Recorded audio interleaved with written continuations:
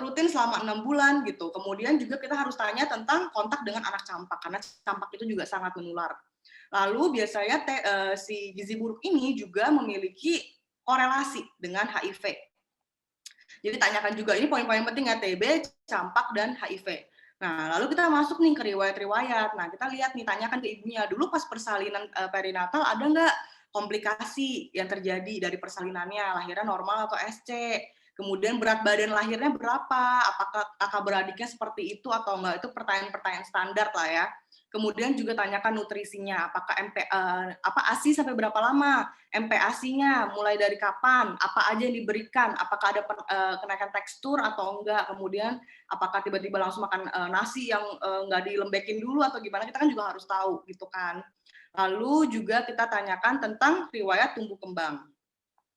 Nah, kita juga harus tahu nih, tumbuh kembang ini biasanya kita boleh tanyakan cara gampang untuk menilai tumbuh kembang. Kalau misalnya kita kan biasanya pakai KPSP gitu ya, tapi kan kalau misalnya ibu-ibu kadang-kadang nggak mengerti tentang KPSP, kita bisa tanyakan, apakah anaknya itu kalau misalnya sudah sekolah, dia itu sama nggak dengan anak-anak di sekolahnya, kemampuannya? Apakah ada keterbelakangan atau enggak? Kemudian kalau misalnya belum sekolah, mungkin kita boleh tanyakan, pada usia sekian, kira-kira anaknya udah bisa ngapain aja, Bu? Bisa jalan, bisa duduk, kan biasa ada tuh di KPSP ada red flag-nya. Nah, kalian boleh lihat sendiri kira-kira ini anaknya masuk ke dalam red flag itu atau enggak gitu ya.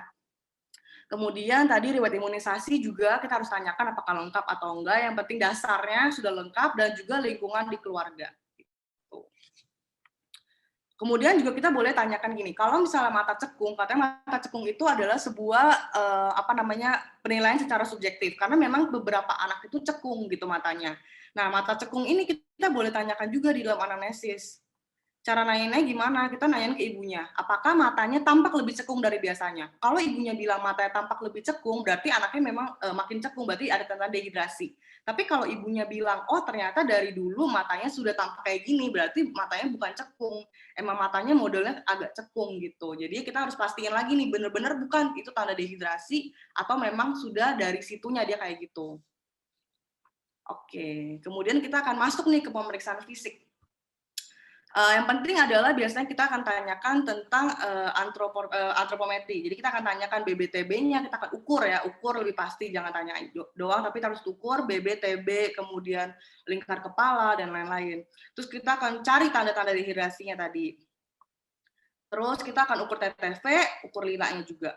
Lalu kita akan cari nih, apakah ada tanda-tanda shock pada anak ini. Tanda-tanda shock itu seperti apa sih? Misalnya letargis, anaknya tampak kayak nggak mau dibangunin gitu, terus akralnya dingin, terus CRT-nya lebih dari 3 detik, hipotensi, dan takikardia. Biasanya tanda-tanda awalnya itu takikardia, lalu nanti mulai yang lain-lainnya, bisa hipotensi, bisa ke CRT, bisa ke akral dingin, dan lain-lain.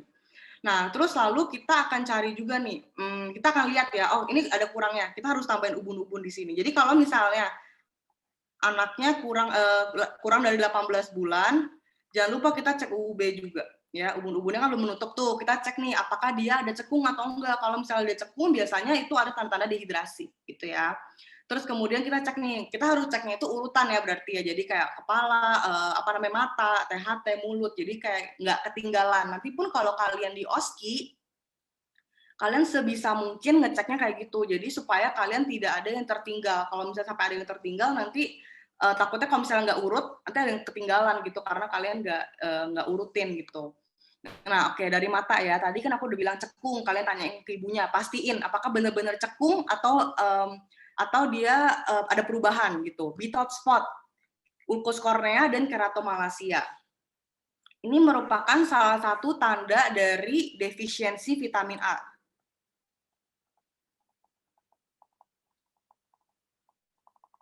Ya, jadi kalau misalnya udah kita temuin ada bitot spot atau ulkus kornea atau keratomalacia, itu bisa sudah menjadi satu tanda bahwa ini tuh ada defisiensi vitamin A gitu. Selain itu, kita juga boleh tanya ini ke ibunya, apakah anaknya itu jadi ada rabun senja?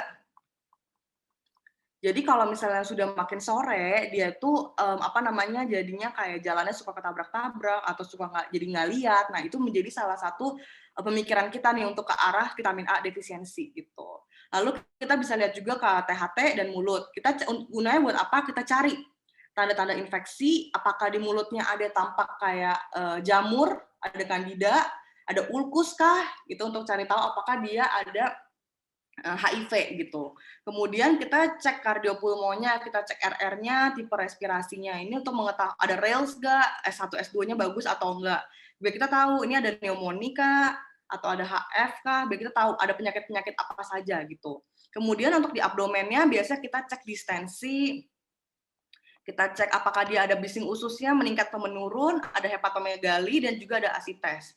Biasanya kan kalau di abdomen kita tambahkan cek turgor kulit, apalagi untuk dehidrasi. Tapi pada pasien-pasien dengan dengan gizi buruk, turgor kulitnya tuh nggak kita cek. Kenapa? Karena biasanya mereka tuh kan dia lemak subkutannya itu menghilang gitu ya, jadinya agak kurus, tinggal kulitnya yang agak bergelambir gitu. Nah itu tuh sangat jadinya jadi rancu gitu untuk kita menentukan apakah turgor kulitnya itu melambat atau enggak. Karena dengan yang nggak ada subcutaneous fat itu akan jadinya kelihatannya lebih lambat, padahal belum tentu dia itu dehidrasi. Makanya pada kondisi-kondisi dengan gibur kita nggak terlalu ngecekin turgor kulit pada anak gitu. Lalu juga untuk kulit tadi kan kita ngecek nih apakah ada si crazy pavement dermatosis ini, kita mau ngecek apakah dia ada hipo atau hiperpigmentasi, ulceratif, infeksi sekunder, dan kita cek apakah dia ada pitting edem atau enggak. Oke, pendekatan gizi buruk. Jadi ini pemeriksaan penunjangnya yang kita mau cek. Nah, apa sih yang sebenarnya penting untuk kita cek pada pemeriksaan penunjang gibur? Biasanya kita cek FBC. FBC yang kita mau lihat tuh biasanya kita mau cari tahu nih, dia tuh ada anemia atau enggak, HB-nya berapa sih. Terus kita mau lihat juga WBC-nya, biasanya ada infeksi atau enggak. Elektrolit, kita mau cek keseimbangan elektrolitnya, apalagi kalau dia mual muntah hebat, diare hebat, kita mau lihat apakah dia ada ketidakseimbangan elektrolit atau enggak. GDS itu kita mau ngecek apa? Kita mau lihat apakah ada hipoglikemi. Oke, standar hipoglikemi pada gibur itu adalah di bawah 54 mg per desiliter. Ya, terus kemudian kita mau ngecek juga urinalisis. Biasanya pada gibur sering banget anak-anaknya ISK juga. Jadi kita mau lihat apakah di urinnya itu ada terdapat bakteri gitu. Kemudian kita juga bisa cek fecal analysis. Nah, kalau ada hasilnya positif, kita boleh nih tambah lagi nih. Kalau misalnya ada salah satu hasil positif, kita tambahkan kultur kalau tersedia. Tapi kalau enggak, nggak apa-apa. Kemudian chest X-ray. Nah, chest X-ray ini biasa kita untuk ngecek apa? Untuk ngecek pneumonia. Apakah ada tanda-tanda heart failure? Dan kita mau ngelihat apakah dia ada fractures of the ribs. Kita mau lihat apakah dia ada rickets.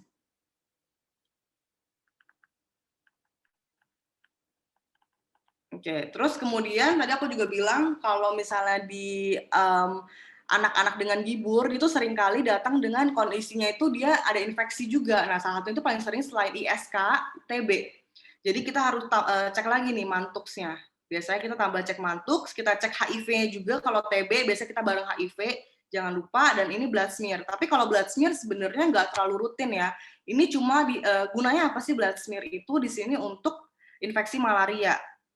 Ya, jadi kalau misalnya di tempat-tempat yang nggak terlalu endemik, terus kemudian juga dia nggak habis berpergian jauh ke area-area tersebut, ya sebenarnya kalau nggak dicek secara rutin tuh nggak masalah sih. Cuman yang utamanya adalah yang ini, yang poin ini yang atas ya. Ini yang harus dicek ya, gitu. Oke, nah ini adalah pemeriksaan klinis. Tadi kan kita udah masuk pemeriksaan klinis, kita akan lihat nih, ini tuh giburnya masuk gibur yang tanpa komplikasi atau gibur yang dengan komplikasi gitu. Karena nanti perbedaannya adalah di mana kalau misalnya gibur tanpa komplikasi, kita boleh rawat jalan. Sedangkan gibur dengan komplikasi biasa kita rawat inap gitu ya. Nah, di sini bisa lihat nih kalau gibur dengan komplikasi itu tanda-tandanya seperti apa. Sebenarnya kurang lebih sama, cuman anaknya tuh biasanya anoreksia, ada pneumonia, anemia, dehidrasi, demam sangat tinggi, dan penurunan kesadaran. Pokoknya anaknya tuh udah sampai agak tidak berdaya gitu. Sedangkan kalau si tanpa komplikasi, biasa anaknya itu kurus kering, masuk ke dalam kategori gibur yang tadi udah kita bahas, tapi dia itu nafsu makannya masih baik dan dia tidak ada komplikasi medis, sehingga masih memungkinkan untuk kita rawat di rumah dengan catatan kita harus follow up gitu. Anaknya harus rutin follow up dan juga kalau ada tanda-tanda bahaya harus langsung dibawa ke rumah sakit gitu. Oke, nah ini yang udah kita tahu ya, pokoknya ada 10 step. Sebenarnya nggak terlalu susah kalau kalian mengerti. Jadi pokoknya ada 10 step dari tata laksana gizi buruk ini. Nah, kalau misalnya pakai panduan WHO, mereka tuh langsung jadi stabilisasi, rehabilitasi, dan follow up. Kalau kita pakai yang Indonesia punya, kita ada transisi. Jadi ada fase stabilisasi, fase transisi, fase rehabilitasi, dan tindak lanjut. Nah, di sini kita lihat ya, pertama. Kalau fase stabilisasi, itu mereka lebih ke arah kita tuh menangani, menstabilisasi pasiennya dulu. Kita tanganin 3 hal, ya. Pertama, kita akan tanganin dulu hipoglikeminya, ya. Kemudian yang kedua kita tanganin hipotermianya, dan yang ketiga ini adalah dehidrasinya. Jadi pokoknya kalau stabilisasi cuma 3 hal itu, ingat. Hipoglikemi, hipotermia, dan dehidrasi. Itu yang utama kita akan tangani di stabilisasi. Nah, sambil stabilisasi, kita akan lanjut nih ke transisi. Jadi itu di sebelum rehabilitasi, tapi sudah tertangani 3 hal penting ini. Nah, biasanya kita lanjutkan lagi sambil kita elektrolitnya kita tanganin, kemudian infeksinya kita obatin, dan kita masukin nih zat-zat gizi yang kekurangannya. Tapi ingat, FE, ya ini salah satu yang sering juga ditanya. FE itu hanya boleh diberikan di fase rehabilitasi. Karena kalau misalnya kita belum tanganin infeksinya dengan baik, itu nantinya FE itu bakal meningkatkan mortalitas dan morbiditas. Jadi kenapa FE itu sudah kita berikan di fase rehabilitasi, di mana kita sudah kurang lebih kita sudah menangani hipoglikeminya, hipotermianya, dehidrasinya, dan juga kita tangani dia punya infeksinya. Nah, baru kita boleh masukin FE. Tuh. Terus nanti kalau fase rehabilitasi kita akan tingkatkan lagi makanannya. Kita akan bahas setelah ini ya. Oke. Nah, jadi ingat ya, kalau misalnya FE itu cuma boleh diberikan ketika fase rehabilitasi. Oke. Ini poin-poin yang perlu diingat aja. Nah, terus biasanya kita nggak berikan nih IV. Kecuali dia pada shock atau dehidrasi berat. Itu yang biasanya kita berikan kalau IV. Jadi kalau misalnya selain shock atau dehidrasi berat, biasanya kita berikannya itu oral atau paling mentok biasa kita kasih NGT. Gitu. Terus biasa pada fase stabilisasi ingat jangan terlalu banyak. Protein jangan terlalu tinggi, kalori juga jangan terlalu banyak, dan juga jangan terlalu banyak volume dalam sekaligus pemberian. Gitu. Terus pada pasien-pasien dengan kwashiorkor, kita tidak berikan diuretik. Karena kesalahannya bukan kayak penumpukan cairan yang akibat, misalnya kalau CHF baru kita kasih diuretik. Tapi kalau kwashiorkor nggak perlu diberikan diuretik. Oke, nah kita akan bahas dulu ya fase stabilisasinya. Pokoknya gini, kalau misalnya gibur, itu sebenarnya lebih aman kalau kita rawat di rumah sakit. Tapi kalau misalnya tadi kita masuk ke dalam tanpa komplikasi, boleh dirawat di rumah. Cuman gunanya di rumah sakit adalah kita akan memonitor pasiennya. Jadi biasanya kita akan minta pasien itu diletakkan di tempat yang kita mudah terlihat, gitu, mudah terlihat sama tenaga kesehatannya supaya dapat dimonitor secara konstan. Karena pasien-pasien dengan gibur itu sangat rentan terkena infeksi. Jadi kalau bisa memang kalau memungkinkan tempatnya itu biasanya kalau bisa dipisahkan dari anak-anak lain. Tapi kalau tidak memungkinkan ya kita jaga gitu ya. Terus kemudian pasien itu harus pakai baju, pakai topi, dan diselimuti. Karena pasien dengan gibur itu juga sangat rentan terkena hipotermia. Karena cadangan lemaknya itu sangat sedikit, jadi dia mudah terkena hipotermia.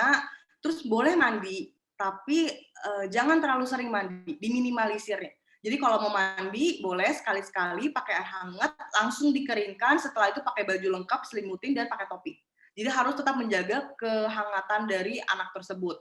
Lalu untuk ruangannya sendiri, biasa kita temperaturnya jangan terlalu dingin, biasa di atas 25 sih, 25 sampai 30 derajat kita jaga di sekitar situ. Jadi anaknya tidak boleh di dalam ruangan yang terlalu dingin.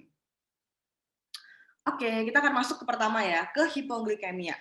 Jadi hipoglikemi itu yang pada gibur itu adalah dia di bawah 54 mg per desiliter. Itu kita katakan hipoglikemi. Bisa ada gejala, bisa juga tanpa gejala gitu ya. Kalau kita cek ada ya udah itu berarti hipoglikemi. Letargis, bisa ada nadi lemah, bisa kehilangan kesadaran. Oke. Terus biasa banyak juga yang nanya, kalau misalnya di tempatnya tidak ada alat pemeriksaan GDS misalnya, kebetulan kerja di tempat yang terpencil tidak ada pemeriksaan GDS. kita akan berikan glukosa. Jadi kita akan anggap semua anak yang tanpa pemeriksaan GDS itu kita akan berikan dia glukosa. Ya, karena kita anggap anak tersebut terdapat hipoglikemi. Daripada kita tidak berikan glukosa, nanti dia akan malah lebih bahaya gitu. Jadi kita kalau misalnya nggak ada pemeriksaannya, kita tetap akan berikan, gitu ya. Nah, kita akan bagi nih hipoglikemi menjadi 3 bagian, oke? Anak yang sadar, anak yang letargis, dan anak yang shock. Kalau anak yang sadar, ini paling gampang, kita kasih aja gula 50 ml per oral atau NGT. Cara buatnya gimana? Kita masukin 50 ml air ditambah 1 sendok makan gula pasir gitu ya. Kita masukin, itu jadi 50 ml. Itu kita kasih aja, kita minum. Kasih anaknya minum. Minumnya boleh pakai sendok aja sih, sedikit-sedikit gitu. Karena anaknya nggak mungkin kita langsung kasih minum banyak. Atau minum pakai gelas juga boleh.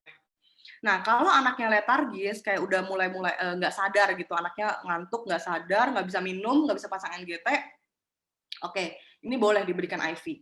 Ya. IV kita masukin D10, kita bolus. Berapa? 5 ml per kgbb.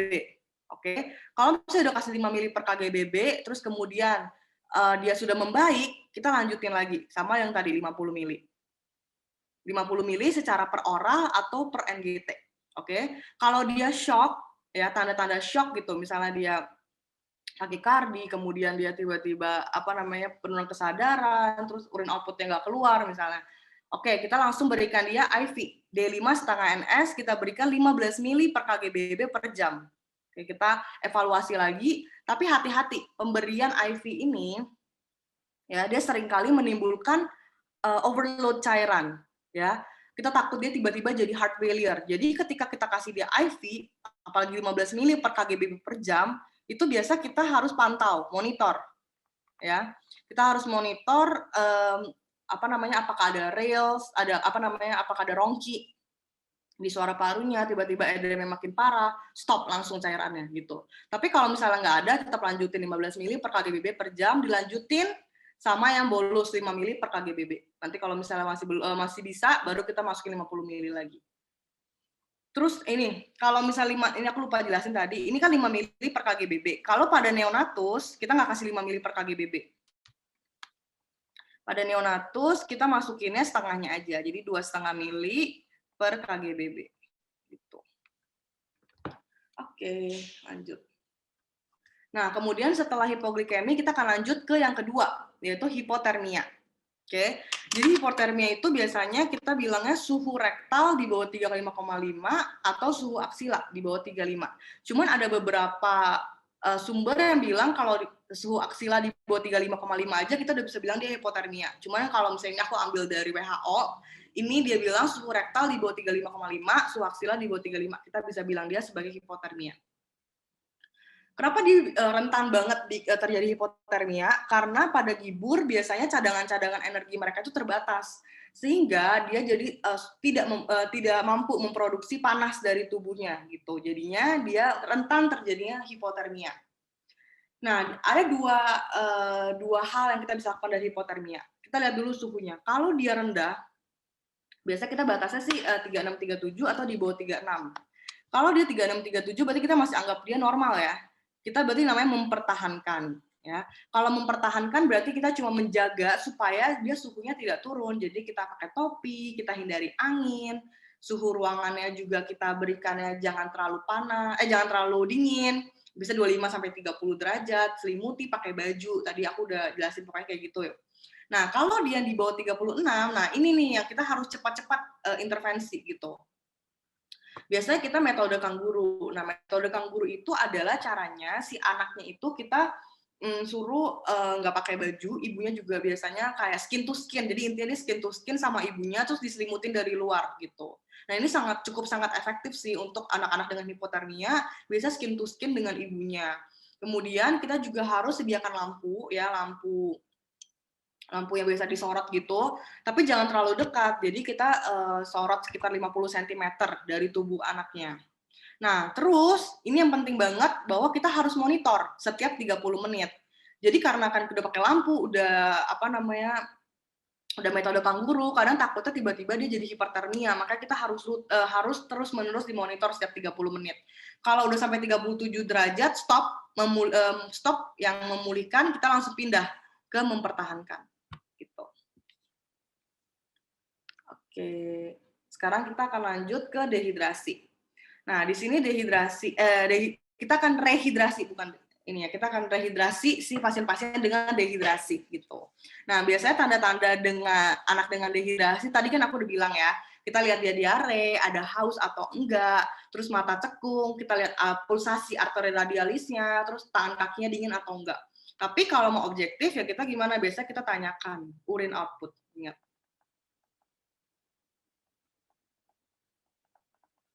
Ya, terus kita juga boleh nih pasang kateter untuk kita bisa monitor. Nanti setelah kita masukkan cairan rehidrasi, kita akan monitor apakah dia urine output-nya sudah sesuai target kita. Ya, urine output target kita adalah di atas 1 cc per kgbb per jam. Ini adalah urine output yang target kita supaya kita mau urine output-nya segini baru kita bisa stop rehidrasinya, kita stop gitu ya.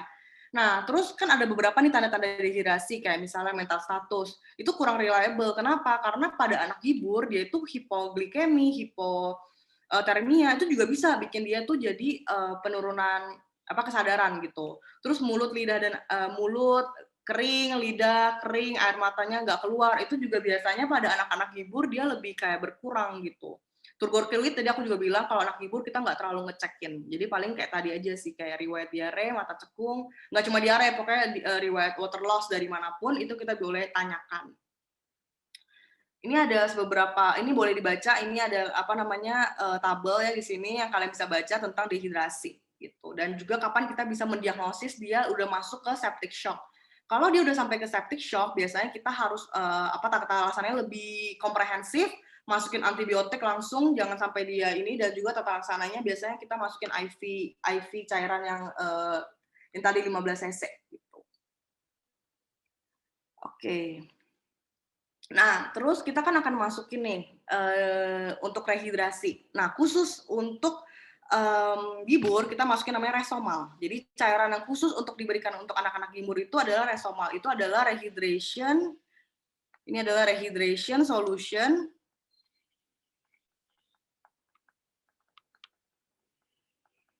for malnutrition. Ya. Jadi kalau misalnya kita biasanya kita nggak pakai nih kayak Oralit gitu ya, itu yang oral rehydration solution tuh kita nggak pakai, kita ganti ke Resomal karena anak-anak dengan gibur dia butuh potasium yang lebih tinggi, dia butuh butuh gula yang lebih tinggi dibanding si ORS itu. Tapi kalau misalnya Resomal itu tidak tersedia, kita bisa buat ya. Biasanya Resomal itu kita bisa buat nih dari si Oralit. Caranya gimana? Biasanya Resomal itu sama dengan ORS, jadi Oralit, dilarutkan dalam 2 liter air, ya, terus ditambah dengan 50 gram gula dan 40 mili mineral mix. Ya. Biasa kalau mineral mix ada tuh di puskesmas kayak saset gitu. Nah, 1 saset itu dia 1 saset min mix ya, itu dilarutkan dalam 20 cc air. Jadi kalau untuk memperoleh 40 min mix gitu ya, kita butuh 2 saset.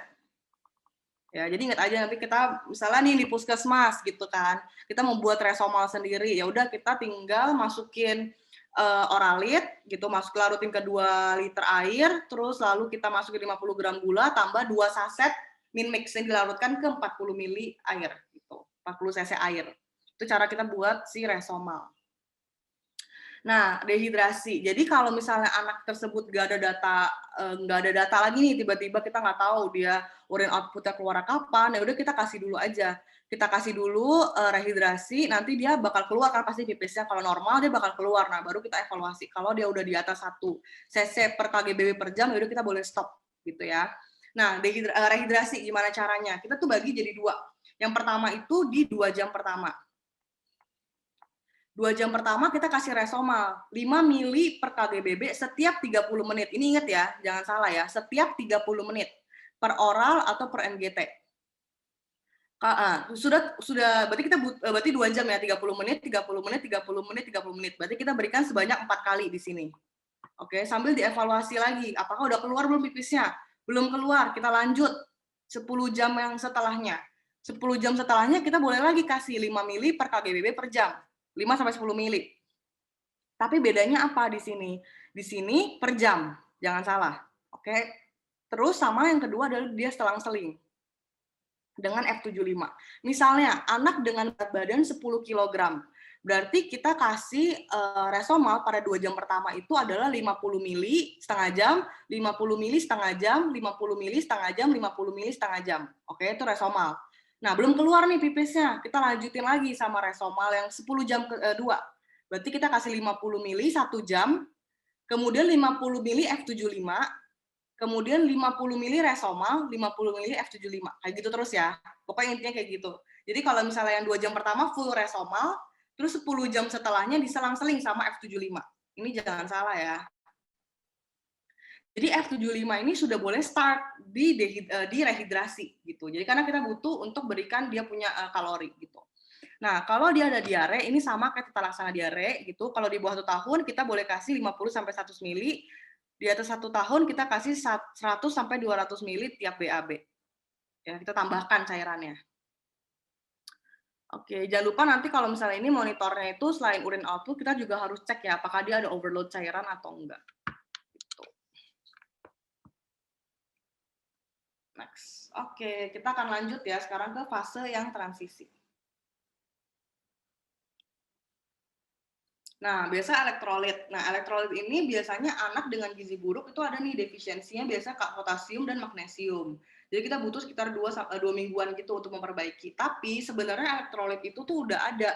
Jadi di F75 sama di Resomal itu sudah cukup mengcover. Jadi kalau misalnya kita berikan si F75 aja, F100, F75 apa namanya sama Resomal itu sudah cukup mengcover si elektrolit ini. Jadi sebenarnya ini tuh sebenarnya nggak perlu diberikan juga nggak apa-apa karena sudah bisa mengcover gitu. Ini cuma kayak mengingatkan kita aja bahwa biasa anak-anak dengan gibur ada defisiensi dari elektrolit gitu. Oke, next. Untuk infeksi. Jadi kita berikan dia adalah antibiotika. Nah, biasanya anak-anak tanpa komplikasi, jadi nggak ada apa-apa, dia cuma pure datang dengan gibur tanpa apa-apa, kita kasih dia cotrimoxazole. Oke, selama 5 hari. Ya, biasanya sih dosisnya kita apa namanya, nanti kita akan bahas deh kalau misalnya masih ada yang bingung, mungkin kita bisa bahas tentang dosis-dosis ya. Ini kalau misalnya aku lihat di Fengshan, biasanya kita pakainya kan kita pilih nih kalau cotrimoxazole kan isinya itu ada TMP sama SMX gitu. Kalau aku biasa aku pakainya TMP gitu. Jadi hanya itu biasanya aku pakai TMP. Nah, di sini kan 5 miligram, tapi di Fengshan boleh 5 miligram. 4 miligram maksudnya. Miligram per kgbb per kali. Pakai 5 miligram juga nggak apa-apa. 4 sampai 5 miligram, tapi kita berikan selama 2 kali sehari selama 5 hari. Nanti kalau misalnya masih ada yang bingung hitung-hitung dosis, kita mungkin boleh bahas nanti setelah selesai ininya. Oke. Terus kalau anak-anaknya dengan komplikasi, misalnya anaknya itu ada hipotermia, ada hipoglikemi gitu ya, biasa kita kasih regimen sepsis. Ya, ini maksudnya regimen yang dengan infeksi yang cukup berat gitu ya. Biasanya kita kasih gentamisin, kita tambah dengan ampicillin. Di sini juga dosis ampinya dinaikin ya. Biasanya kita pakai 25 mg per kgbb untuk anak dengan antibiotik untuk anak dengan apa namanya infeksi gitu kan. Tapi kalau dia infeksinya berat, biasanya kita tingkatkan jadi 50 mg per kgbb. Itu selama 2 hari, lalu dilanjutin dengan Amox itu 5 hari lagi. Jadi total 7 hari. Kalau Genta diberikan selama 7 hari. Oke. Oh, terus ini juga, kenapa sering kali dikasih cotrimoxazole untuk anak-anak dengan gibur? Biasanya anak dengan gibur itu sering ISK. Ya. Nah, kalau kalian belajar ISK, nanti kalian tahu biasa antibiotik pertama pilihan untuk anak-anak ISK adalah cotrimoxazole. Makanya kenapa pada anak-anak dengan apa namanya dengan gibur tanpa komplikasi kita berikan cotrimoxazole karena seringkali ISK itu tidak terdeteksi kalau kita nggak cek urinalisis, tapi bisa ada demam-demam tanpa nggak jelas. Nah, biasanya kita bisa curiga itu ada ISK. Gitu. Kalau tidak membaik dalam 48 jam kita boleh kasih chloramphenicol. Oke. Kita akan lanjut ya, sekarang ke mikronutrien defisiensi. Jadi di sini kita akan berikan vitamin-vitamin gitu. Nah, 3 hal yang penting diberikan di sini itu adalah vitamin A, asam folat, dan juga besi. Oke. Nah, vitamin A. Vitamin A itu harus diberikan pada semua gibur. Oke. Dosisnya itu adalah kalau kurang dari 6 bulan itu kita biasa kasih setengah kapsul biru. Jadi kalau di Indonesia kita tuh ada kapsul biru dan juga kapsul merah. Kapsul biru itu yang isinya 100.000 IU, kalau kapsul merah itu yang isinya 200.000 IU. Kalau dia kurang dari 6 bulan, kita cukup kasih setengah kapsul biru atau 50.000. Kalau 6 sampai 11 bulan, kita kasih satu kapsul biru atau 100.000. Kalau 1 sampai 5 tahun, kita kasih satu kapsul merah atau 200.000 maksudnya. Nah, kita kasih berapa kali untuk vitamin A? Oke, kalau dia tanpa defisiensi vitamin A, ya, kita kasih di hari pertama. Cukup dikasih di hari pertama aja, ya. Kalau dia dengan defisiensi vitamin A, kita berikan 3 kali, yaitu di hari pertama, hari kedua, dan hari ke-14.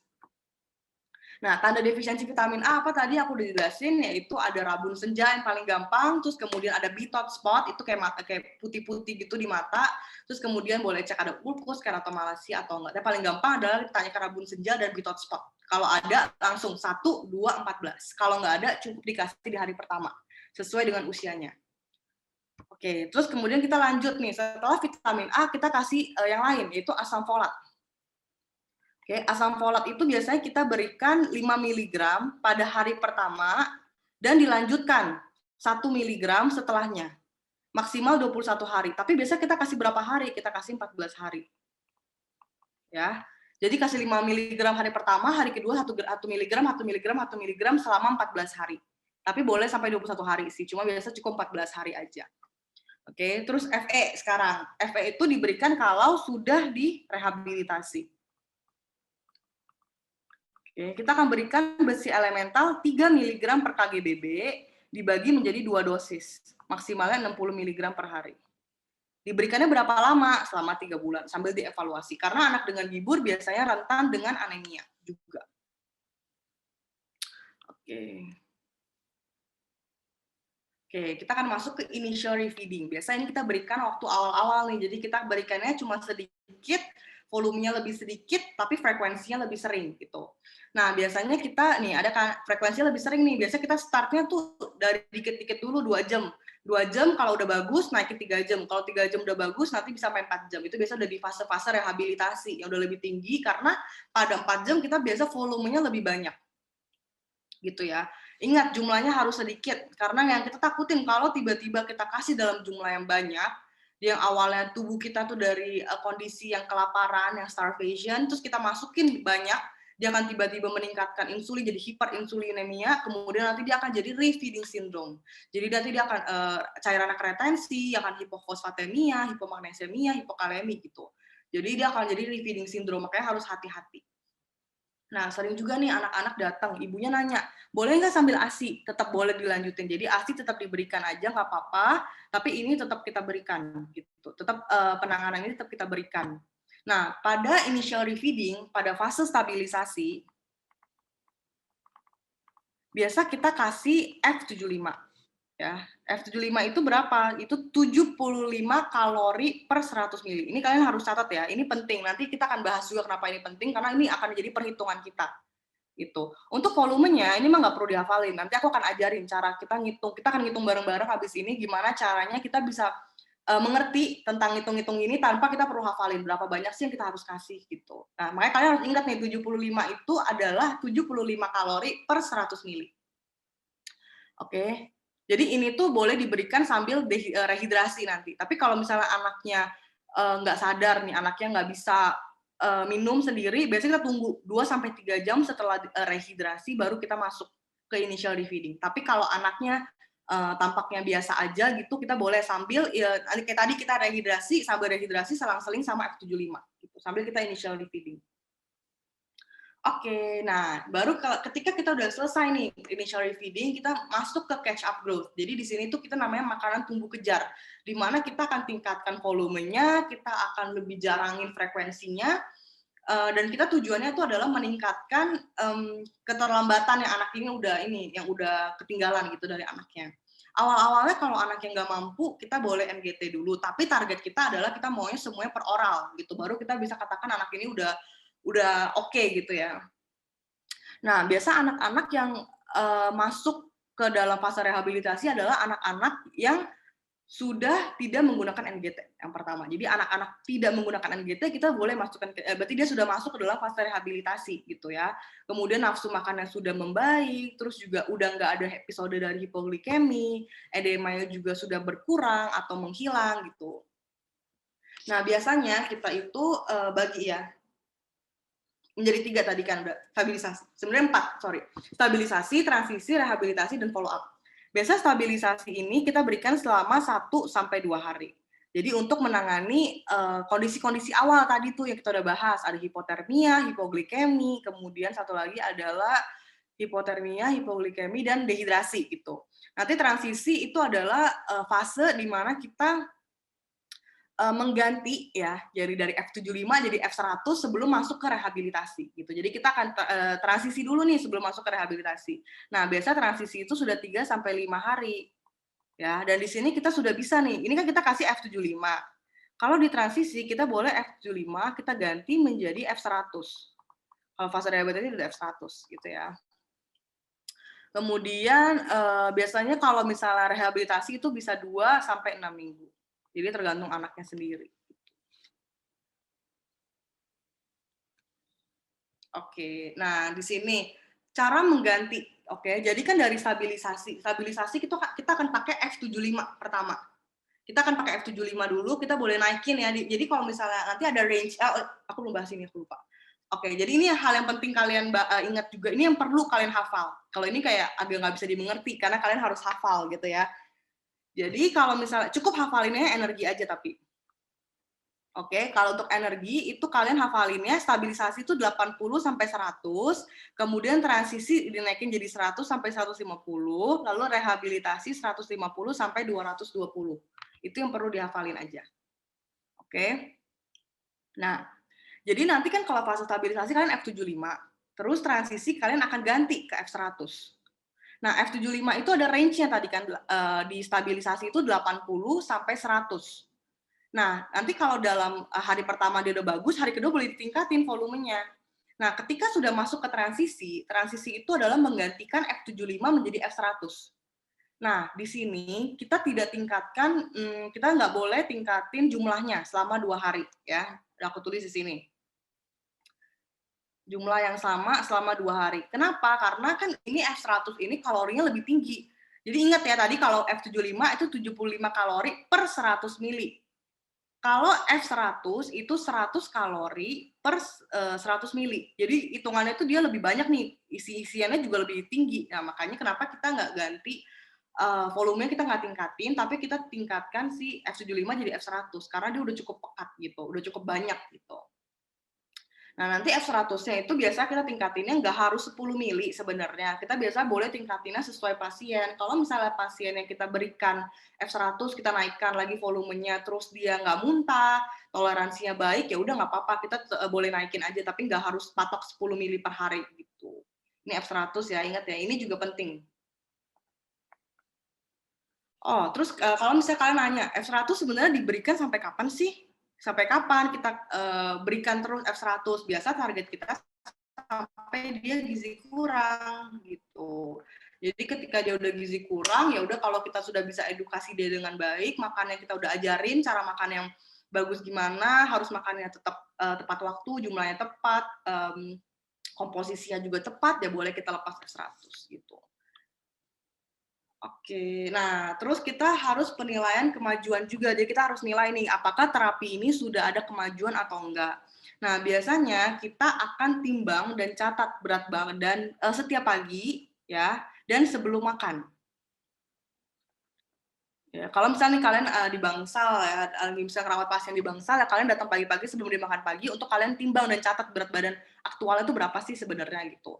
Nah, biasanya kita itu hitungnya per 3 hari aja, jadi nggak usah tiap hari gitu. Nah, cara ngitungnya gimana? Biasanya kita ini kalau misalnya untuk kemajuan terapi itu biasanya kita nilainya itu setelah dia sudah fase transisi. Jadi misalnya sudah fase rehabilitasi di mana kita sudah tumbuh kejar. Jadi ketika dia sudah kita akan catch up growth atau tumbuh kejar ini, kita biasa baru kita nilai kemajuannya. Tapi kalau misalnya masih dalam fase stabilisasi, sebenarnya nggak perlu dinilai karena kita belum sampai ke tahap yang kita mau kejar berat badannya gitu. Nah, cara ngitungnya adalah nih, misalnya berat badan sekarang. Sekarang itu adalah 6.300 gram. Oke. Terus kemudian 3 hari yang lalu, berat badannya adalah 600 gram. Oke, kita akan lihat nih ya. Nah, terus kita akan lihat berapa kenaikan BB. Kenaikan BB itu adalah berarti 6.300 dikurang 6.000 gram. Berarti 300 gram. Oke, ini adalah kenaikan berat badan pasien. Sorry. Nah, terus kemudian kita harus cari tahu juga nih, ini kan 3 hari yang lalu 6.000 gram. Terus berat badan sekarang 6.300, berarti dia itu kenaikannya 300 gram dalam 3 hari. Nah, kita mau cari tahu per harinya berapa kenaikannya. Berarti 300 gram dibagi 3, berarti 100 gram per hari. Oke.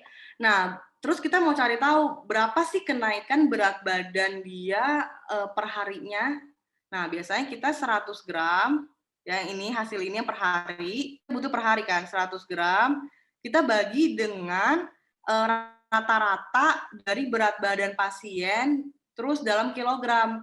Kan dia berat badannya tambah nih, 6.300 tambah 6.000 kan 12.300. 12.300 kalian bagi 2.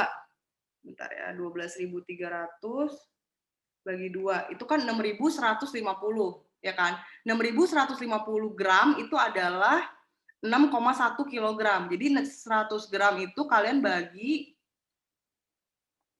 dengan 6,15 kilogram.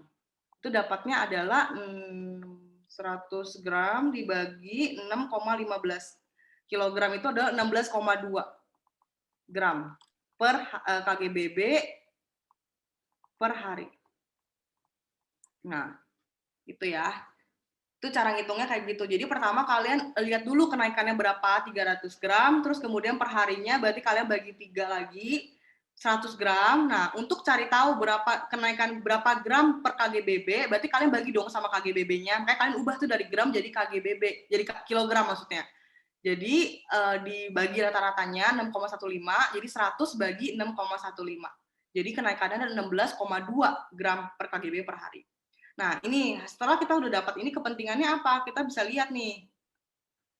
Nanti target kenaikan BB kita adalah yang untuk yang baik itu adalah 10 gram per KGB per hari. Jadi ketika dia sudah di atas 10 gram per KGB per hari, kita boleh pulangin pasien itu. Itu adalah salah satu poin di mana kita bisa pulangin pasien itu ketika kenaikan berat badannya sudah mencapai di atas 10 gram per KGB per hari. Gitu. Itu target kita ya. Ini boleh di screenshot kalau mau. Oke. Nah, kemudian yang ke-9 nih, udah mau sampai 10. Jadi ke-9 itu adalah kita sensory simulation. Jadi kita ajarin juga keluarganya, ibunya, terutama yang sering menemani dia gitu. Kita harus kasih tahu, kita harus ciptakan lingkungan yang kayak penuh kasih sayang, peduli, ceria. Terus kemudian juga kita, kalau anaknya sudah cukup sehat, kita berikan dia waktu terapi bermain. Jadi kita ajak dia bermain, ya kurang lebih 15-30 menit per hari aja cukup. Jadi kita harus tingkatkan stimulasi sensoris, terus kemudian juga aktivitas fisiknya juga ditingkatkan dan keterlibatan ibu itu penting ya untuk memberikan kenyamanan, menyuapi makanan, memandikan, bermain. Oke. Nah, ini adalah tindak lanjut di rumah. Jadi kapan sih kita bisa bilang dia bisa dirawat di rumah? Biasanya kalau edemanya sudah berkurang atau hilang, anaknya udah kembali sadar, aktif. Kalau BB per TB atau PB-nya sudah lebih dari 3 SD, jadi udah kayak gizi kurang aja, udah boleh pulang. Ini sebenarnya agak banyak kontroversi. Jadi banyak yang bilang katanya harus sampai, ada yang bilang -1 SD, ada yang bilang kayak harus di atas -2 gitu. Tapi sebenarnya untuk dia capai ke gizi kurang itu juga butuh waktu yang cukup lama gitu. Jadi untuk dia sampai ke gizi kurang aja sudah bisa kita pulangin karena tadi kita sudah bahas F100 itu kita kasih dia sampai dia gizi kurang. Setelah itu kita bisa edukasi, kita ajarin untuk makan makanan rumahan gitu.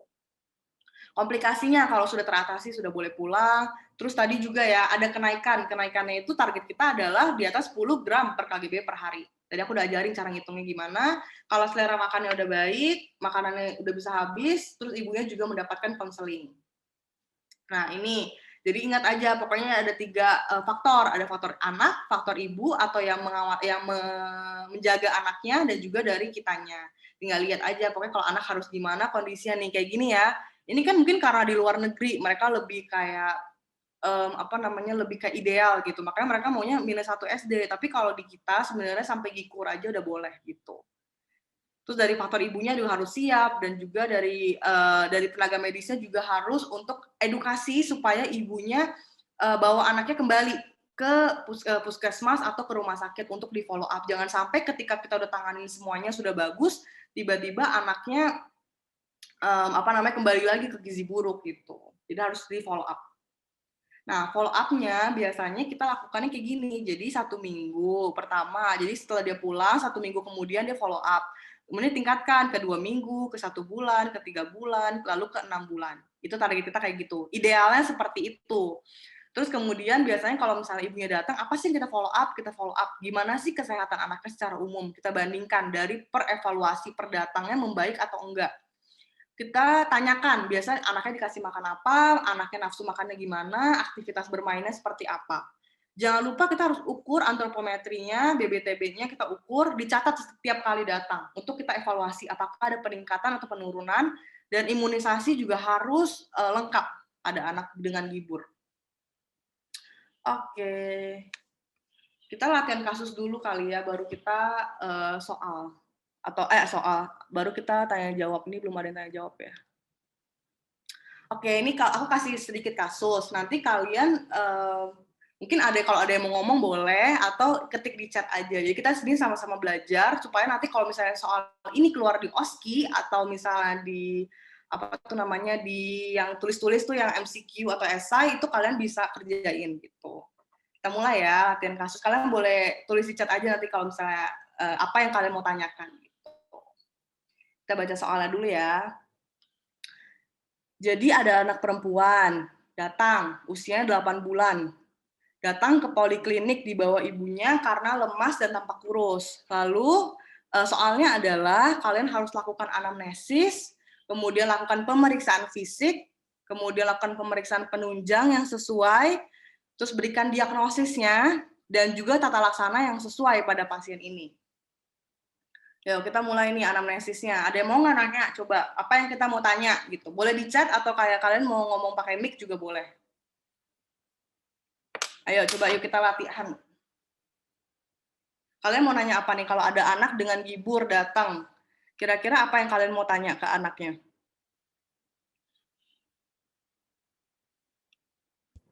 Berat badan lahirnya diukur nggak, Bu? Dulu sih lahirnya kayak ini sih dok, kayak agak-agak kecil sih dok, cuman aku nggak tahu juga soal lahirnya dulu di dukun.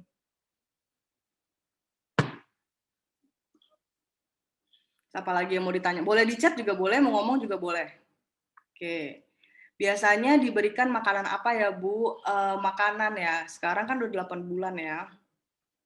Kata dokternya sih udah boleh makan makanan biasa ya dok, dok. Jadi biasa saya kasih makanan rumahan aja sih, kayak kalau rumah saya cuma masak ikan asin ya saya kasih ikan asin gitu dok ya. Apa aja lah yang ada dok kalau dia mau makan gitu. Ada keluhan lain nggak Bu seperti demam dan batuk? Demam sih nggak ada, batuk juga nggak ada. Diare sih kemarin ada ya dok beberapa kali, mual muntah sih nggak ada.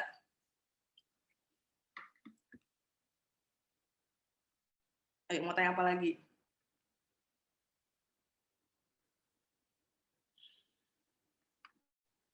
Diarenya disertai darah nggak? Nggak ada Bu, nggak ada darah. Diarenya yang tidak disertai dengan darah. Diarenya sudah sejak 1 hari yang lalu. Dari warnanya itu agak kuning kecoklatan, teksturnya masih ada ampas, jumlahnya sekitar 3-4 kali aja sih dari kemarin. BAK-nya ini belum pipis dok, udah beberapa jam, aku juga bingung. Ini udah minum tapi nggak mau pipis. Tapi pipis terakhirnya mungkin sekitar 3-4 jam, pipisnya agak kuning pekat. Nafsu makannya nggak terlalu bagus sih dok. Nafsu makannya ya kalau dikasih makan ya mau makan dikit, tapi kan karena menunya seadanya, jadinya kadang-kadang dia juga bosan, aku juga nggak berikan makanan-makanan yang baru gitu.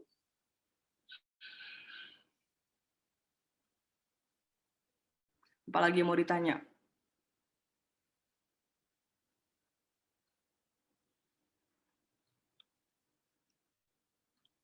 Makannya semakin sedikit nggak? Sebenarnya nggak semakin sedikit, tapi emang makannya nggak banyak. Jadi sehari bisa cuma 1-2 kali, terus saya juga nggak perhatiin anaknya gitu loh dok. Jadi kalau misalnya di meja makan saya sediain, dia mau makan ya makan, nggak makan ya nggak apa-apa. Tinggi berat badan sebelumnya udah lama nggak pernah diperiksain dok, udah lama nggak pernah periksain. Terakhir itu periksanya itu udah agak lama sih waktu ke puskesmas dan udah agak lupa juga. Udah lama nggak di ini sih, cuman tampakannya emang kurus sih dok. Anaknya saat ini udah dia normal sih dok, kayaknya tetangga-tetangga saya anaknya usia 8 bulan udah bisa kayak dia udah bisa merangkak, bisa duduk. Batuk lebih 3 minggu nggak ada.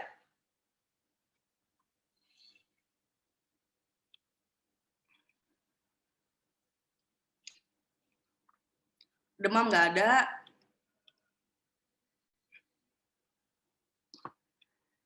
Oke, riwayat. Oke, ada penyulit waktu melahirkan atau persalinan, Bu? Penyulit sih nggak ada. Karena nggak tahu sih sebenarnya dok, karena saya lahir di dukun. Jadi saya nggak tahu sebenarnya ada penyulit atau enggak. Tapi lahirnya sih lancar kemarin. Riwayat imunisasinya nggak jelas sih dok. Kadang-kadang bawa waktu itu pernah bawa ke posyandu 1 kali, terus nggak udah nggak pernah bawa lagi. Anak ini anak pertama. Jadi memang nggak pernah punya pengalaman. Sampai 6 bulan ASI eksklusif enggak dok. Sampai 6 bulan saya ASI, tapi kadang kalau nggak keluar ya udah gitu. Setelah 6 bulan dikasih makan. Setelah 6 bulan mulai MPASI. Jadi sebenarnya dari awal tuh memang nggak ASI eksklusif. Saya kasihnya campur-campur gitu dok. Kadang kayak kasih teh manis. Soalnya kata tetangga boleh kasih teh manis, jadi saya kasih teh manis. Terus kemudian setelah 6 bulan saya baru mulai kasih makanan, tapi makanannya saya kasih ya seadanya aja dok. Kalau misalnya di hari itu saya masaknya apa ya saya kasih itu. Jadi kadang kalau masak ikan asin, kasih ikan asin sama nasi. Kalau misalnya masaknya sayur gitu, sayur kangkung ya masuk sayur kangkung sama nasi gitu. Jadi nggak terlalu memperhatikan isinya apa sih dok. Yang penting ada apa di rumah ya saya kasih itu. Gitu. Oke, ada yang mau nanya lagi nggak? Kira-kira ada nggak yang masih kurang? Oke, nggak sensitif. Kalau penyakit HIV sih nggak tahu ya dok, cuman sepertinya nggak ada. Soalnya nggak pernah periksa juga, waktu pas mau menikah juga belum pernah periksa. Gitu. BAK terakhir tadi saya udah bilang nggak tahu kapan, tapi kayaknya cukup beberapa jam yang lalu, cuma sedikit warnanya kuning pekat. Oke, kalau kayak gini, kira-kira anamnesisnya, dedenya matanya cekung. Matanya cekung ya. Sebenarnya agak sih dok, tapi nggak agak bingung juga sih. Kelihatannya sih emang lebih cekung ya dari biasanya ya menurut saya dok.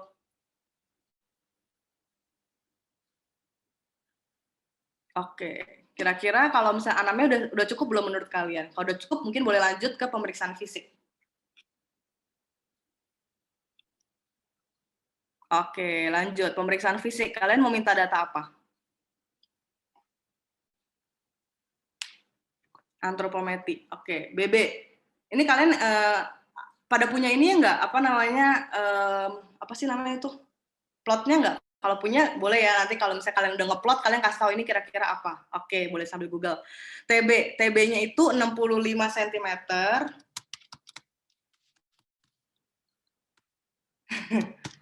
BB-nya 4 kilogram. Lilanya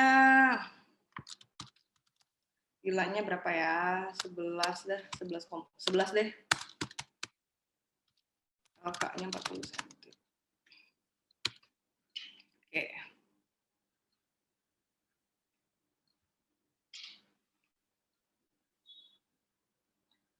Kalau udah ada yang ngeplot, boleh kasih tahu kira-kira apa nih dia masuknya.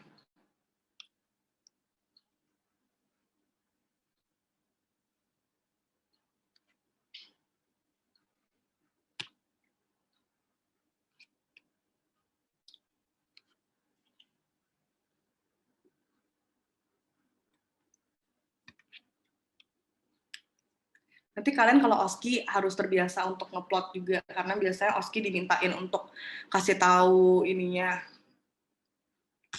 kasih tahu plotnya gitu. Sama biasanya disuruh ya selain kesannya gitu.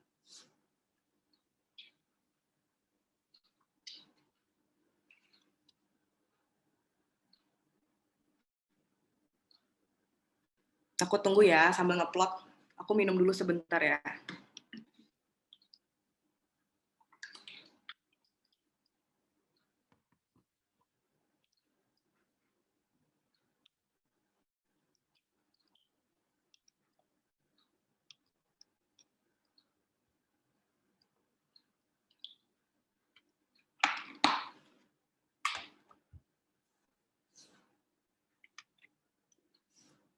Berat badan kurang menurut usia.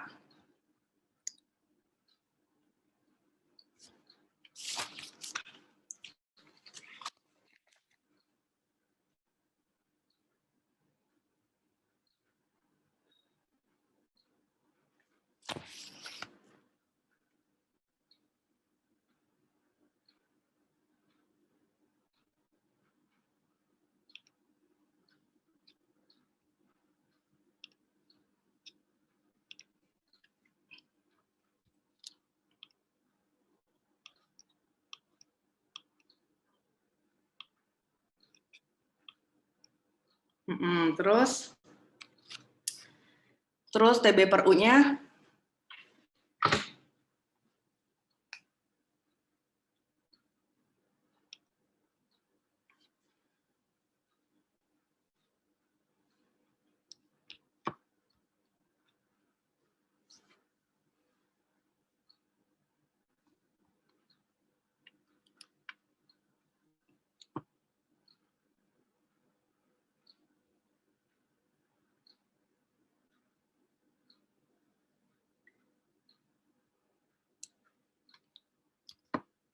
TB per U-nya berapa? Ininya perawakannya gimana?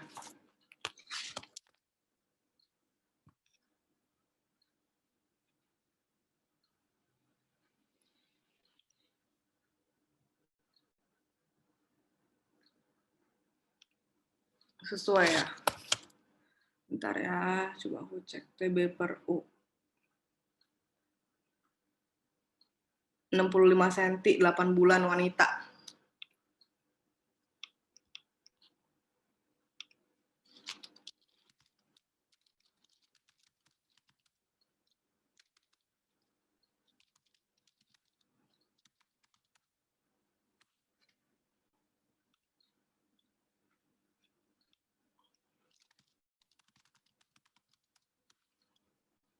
Oke, status gizi buruk. Iya.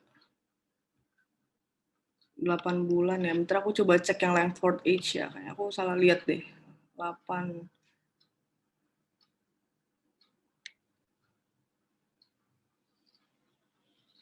bulan 65 cm.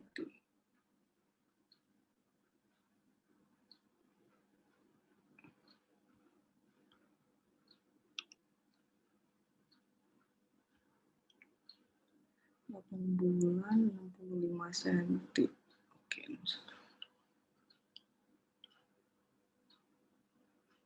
Oke, ya benar. Perawakan normal, tadi berat badan sangat kurang dan status gizi buruk. Oke, lanjut. Kalian mau PF apa lagi setelah itu? Meminta data apa lagi PF-nya? Setelah udah minta antropometri tadi, terus kalian mau minta apa lagi PF-nya?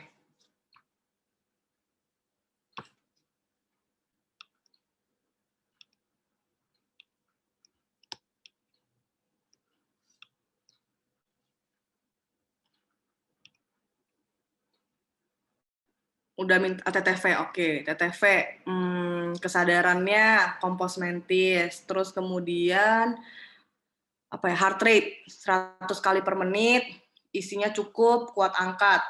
RR-nya 26 kali per menit. Terus di sini coba aku lihat ya. Suhunya 35 derajat Celcius. Terus blood pressure-nya tidak ada data. Suhu 35 derajat. Oke. Terus meminta apa lagi setelah TTV?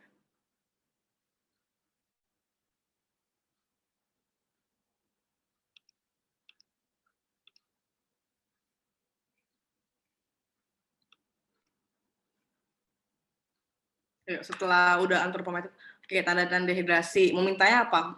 Tanda-tanda dehidrasi apa yang mau dilihat? Dari tanda-tanda dehidrasi, turgor. Turgor tadi aku bilang kalau gibur biasanya kita ngasih cek turgornya karena dia kan kayak agak dia nggak ada lemaknya, dia nggak ada subcutaneous fat-nya, makanya dia agak gelambir-gelambir. Jadi kita nggak bisa cek gitu.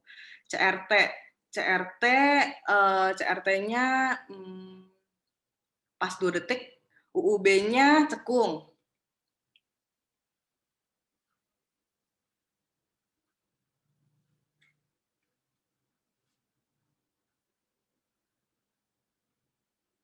Kemudian apa lagi mau dicek?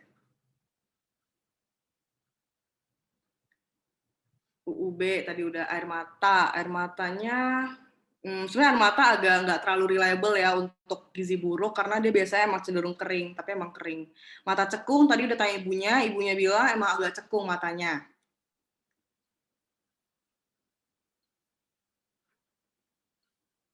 Oke, kita udah masuk ke mata ya berarti. Sekarang kalau bisa ingat ya, kalau mau PF ya, urutin. Pokoknya dari kepala, mata, jadi supaya nggak ada yang skip. Oke, rambut. Rambutnya pas di rambutnya ya, bentar ya, aku coba cek. Rambutnya sih normal.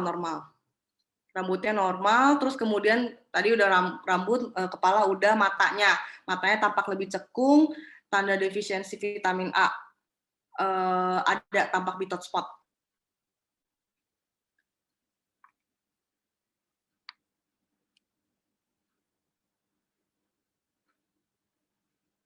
Terus apa lagi?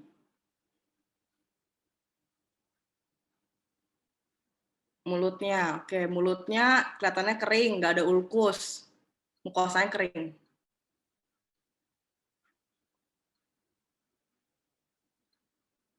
KGB-nya, KGB-nya sih kalau diraba nggak tampak membesar.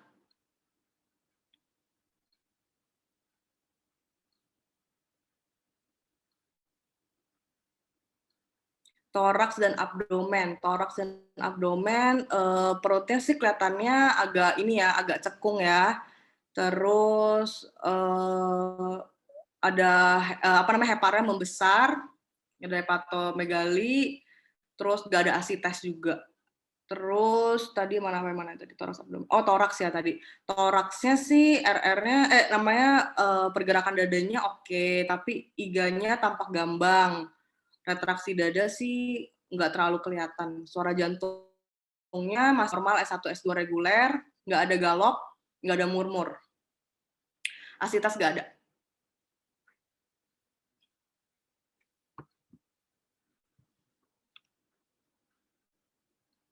Kulit mau apa?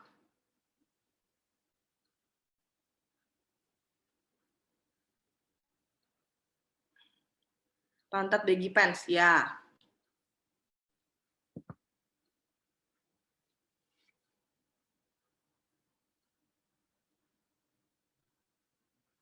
Kulit mau tanya apa kulit?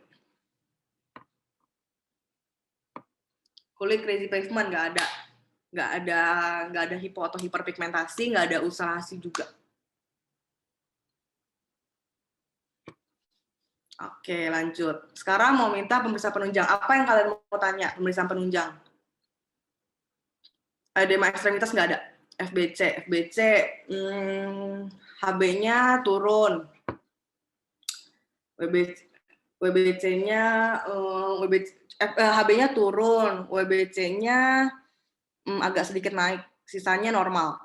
GDS-nya coba aku cek berapa tadi ya. GDS-nya 40 mg per desiliter. Elektrolitnya sih Na-nya agak turun dikit.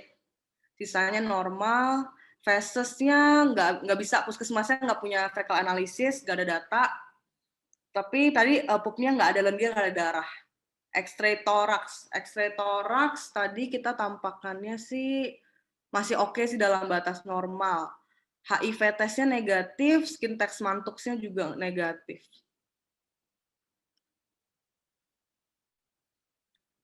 Oke.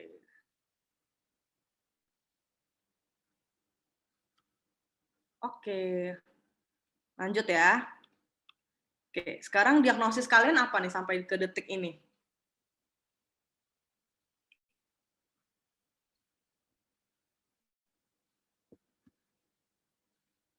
Ayo, diagnosisnya apa ini berarti ngomongnya?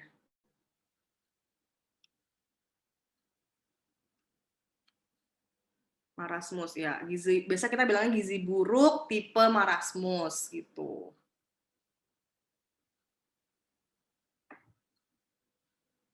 Gizi buruk tipe marasmus biasanya kita bilangnya. Oke. Sekarang kalian mau tata laksananya apa?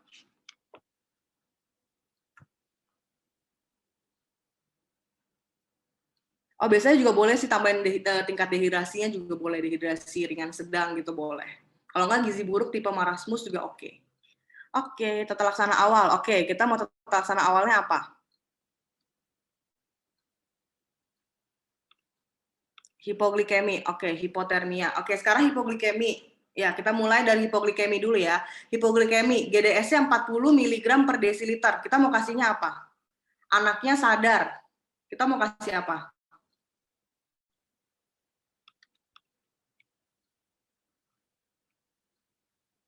Apa yang kita mau berikan ke anak yang sadar dengan gula 40 mg per desiliter pertama-tama? PO atau NGTR gula. Kalau anaknya bisa minum, kita utamainnya PO. Oke, air gula. Kita mau kasih berapa banyak air gulanya? 50 mili. Oke. Lanjut, hipotermia tadi anaknya itu 35 derajat. Terus berarti kita mau kasih dia mau ngapain nih kalau anaknya 35 derajat?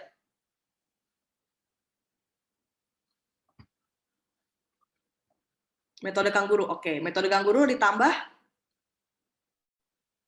selimut topi ya, boleh. Terus tambah satu lagi lampu. Oke. Jadi metode kangguru, lampu, terus jangan lupa di monitor setiap 30 menit. Oke, lanjut ke dehidrasi. Rehidrasi gimana kita mau kasihnya nih sekarang? Anaknya pipis gak tahu berapa jam yang lalu, mungkin 3 jam yang lalu. Pipisnya kuning, pekat. Kita mau kasih apa nih rehidrasi? Perlu nggak dikasih rehidrasi?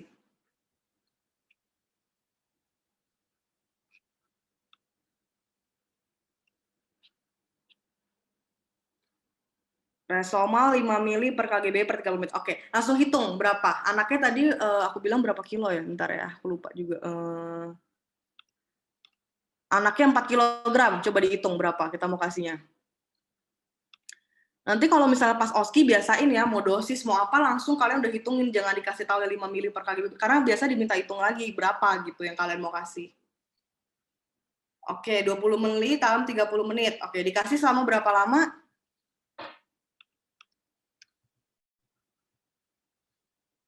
Selama 2 jam pertama. Oke. Oke, selama 2 jam pertama. Ini aku sambil tulis deh. Berarti kita kasih Resomal 20 mili selama 2 jam. Iya. Oke, pipisnya belum keluar nih sampai sekarang. Kita mau gimana habis itu?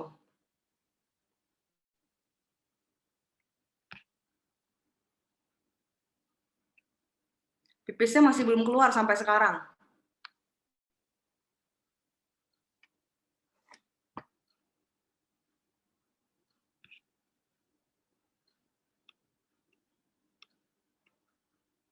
Setelah 2 jam pemberian cairan, pipisnya masih belum keluar. Kita mau kasih apa?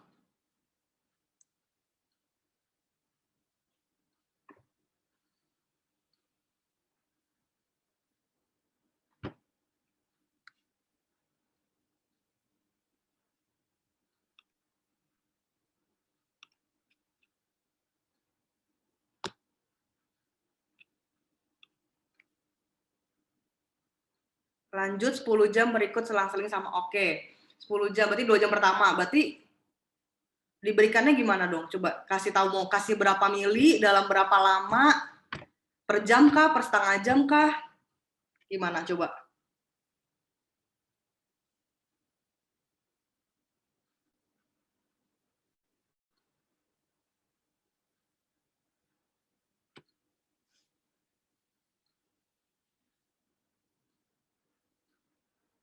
Bingung nggak ini?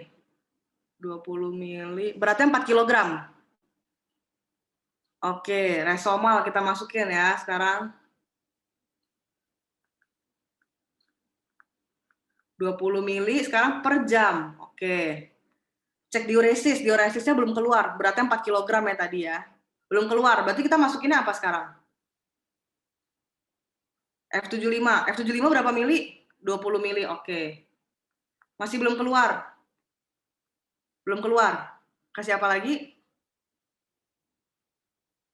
Resoma lagi, oke. Masih belum keluar, kita kasih apa? F75 lagi, oke. Sekarang udah keluar.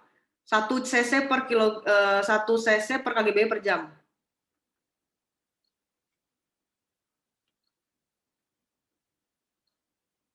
Udah keluar nih, urinnya udah keluar. Udah di atas 1 cc per kgb per jam. Terus sekarang kita mau ngapain? Tetap dehidrasi kah atau mau ngapain?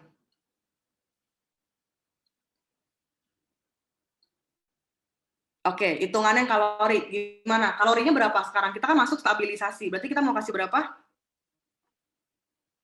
80 kali 4, oke.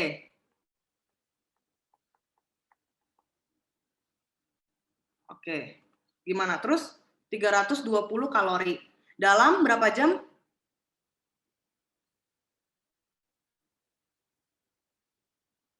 Dalam 24 jam dulu ini ya. Tapi nanti harus dihitung lagi dari sisanya. Jadi caranya, oke, 2 jam, ini 2 jam tambah 4 jam. Oke, berarti pokoknya kalori ini 80 sampai 100 kilokalori itu dalam 24 jam. Jadi ketika udah kita kasih tadi 2 jam 4 jam, berarti kita 24 jam dikurang sama 6 jam. Jadi sisanya ada 18 jam. Oke.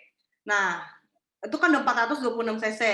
Ini semuanya ngerti nggak caranya ke 426 gimana?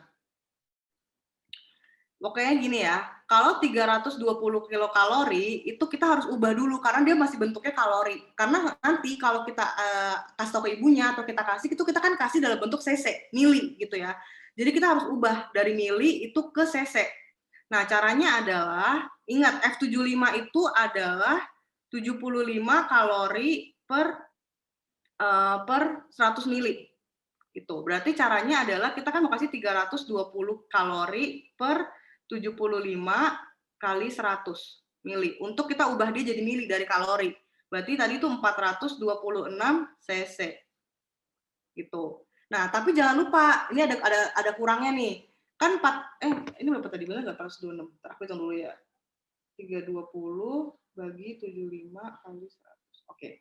426 kan benar. Tapi jangan lupa, nih, ada yang ini ya, jangan lupa ya. Tadi kita udah kasih F75 di sini, ingat nggak?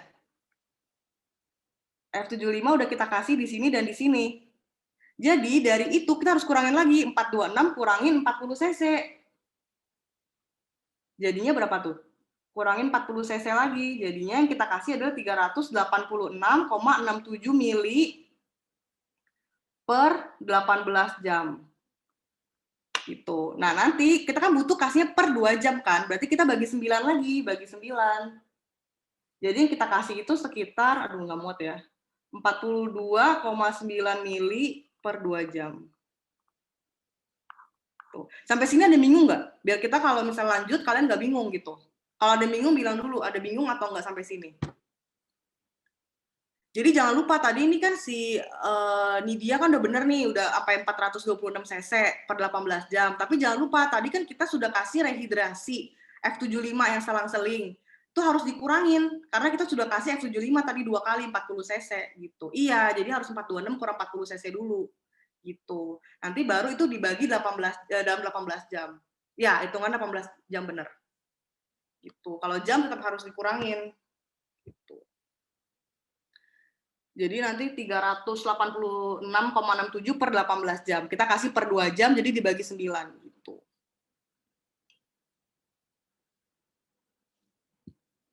Ini ngerti nggak sampai sini? Ada yang bingung nggak? Kalau bingung bilang dulu ya, jadi kita bisa lanjut lagi nanti bisa dijelasin lagi gitu maksudnya. Oke, ini nggak ada yang balas, berarti aku anggap ngerti ya. Oke, jadi lanjut ya. Jadi kalau misalnya anaknya toleransi gitu, kan kita kasih range stabilisasi itu 80 sampai 100 mili. 80 sampai 100 gitu kan. Jadi kalau misalnya ditoleransi, hari kedua kita boleh naikin ke 90 atau ya 90 lah, coba naik 90 dulu kalau dia bisa toleransi. Jadi dia nggak muntah, dia bisa menerima dengan baik, kita boleh naikin sampai 90. Gitu. Terus kalau misalnya tiba-tiba di hari ya, mau nanya apa? Kalau nggak dikurangin 40 ya.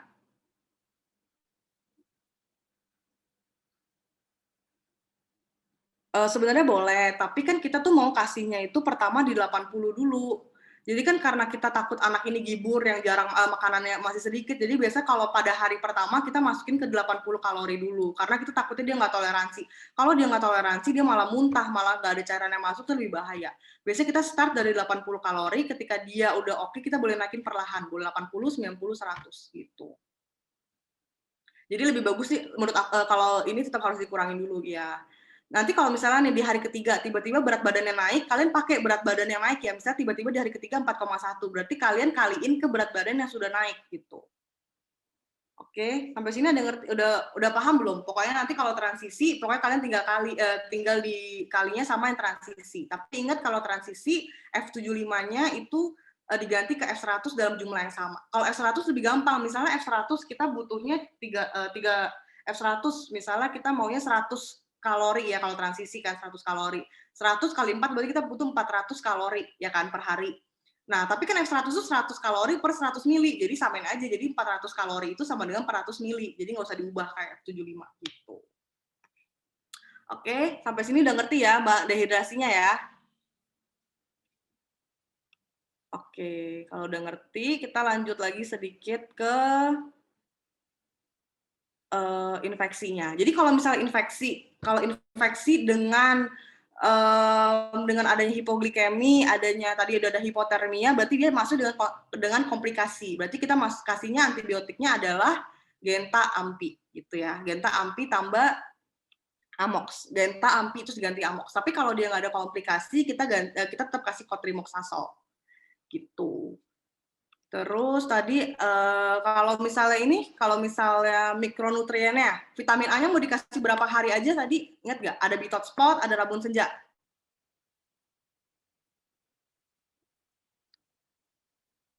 Mau dikasih hari apa aja?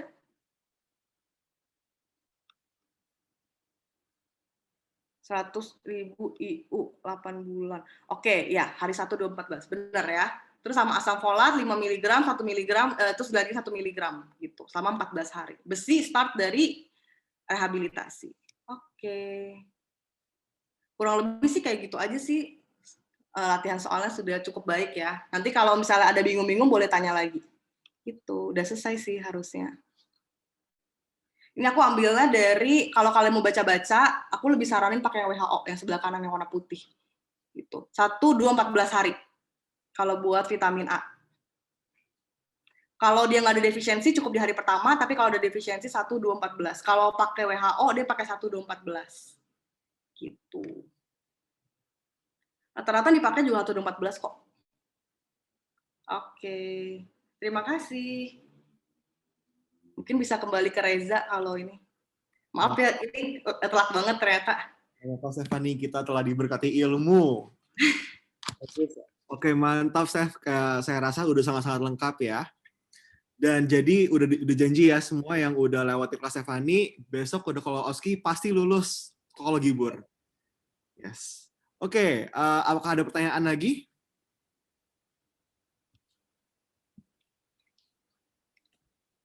Masih ada pertanyaan nggak nih guys? Nah, apa itu? Oh, oke. Sambil mungkin ada yang ketik-ketik ya, mungkin masih ada yang nanya tentang pertanyaan. Ini gue bagi link untuk Google Forms. Itu adalah link feedback. Ya, jadi tolong diisi ya, nggak lama kok. Itu pasti 30 detik selesai. Oke. Oke, ini ada pertanyaan ya, staff dari Novita Anggraini. Ya, saya bacakan ya. Tadi di hipoglikemia, oh maaf itu tadi untuk everyone. Ya ini, maaf. Ini linknya. Oke. Ya, dari Novita Anggraini. Tadi di hipoglikemia kan dibagi jadi 3. Tata laksana pada pasien sadar, tidak sadar, dan shock. Kalau yang di tidak sadar itu neonatus punya dosis sendiri. Kalau yang shock itu dosisnya sama nggak untuk neonatus? Kalau misalnya untuk yang neonatus sih sejujurnya aku belum pernah cari, aku belum pernah lihat sih shock, tapi kayaknya sih sama, tapi nanti aku coba kabarin ya di WA, aku coba cari dulu. Tapi kalau misalnya untuk yang neonatus aku belum pernah lihat ada kasus shock dan aku belum pernah cari sih sejujurnya. Nanti aku coba cari ya yang ini ya. Thank you ya Novita ya. Nanti aku kabarin di grup ini ya, di grup WA. Oke. Ini ada pertanyaan lagi ya dari Nidia Triana. Oke, saya tanya sebenarnya.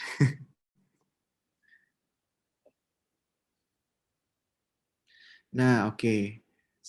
Ci, sediaan vitamin A kan cuma ada 2. Yang 100.000, 200.000 ya, yang merah biru. Kalau yang 50.000 gimana, Kak? Gimana? Kan sediaannya kayak vitamin sampo. Setengahnya gak dihabisin nggak apa-apa. Kalau misalnya dia, maksudnya nggak apa-apa, maksudnya kasih aja setengah gitu, nggak masalah. Itu kan kayak cuma dipecahin terus dibagi 2 gitu. Karena kita nggak ada sediaan yang 50.000 deh setahu aku, cuma ada yang si biru itu doang. Jadi birunya tetap dibagi 2 aja gitu, nggak masalah.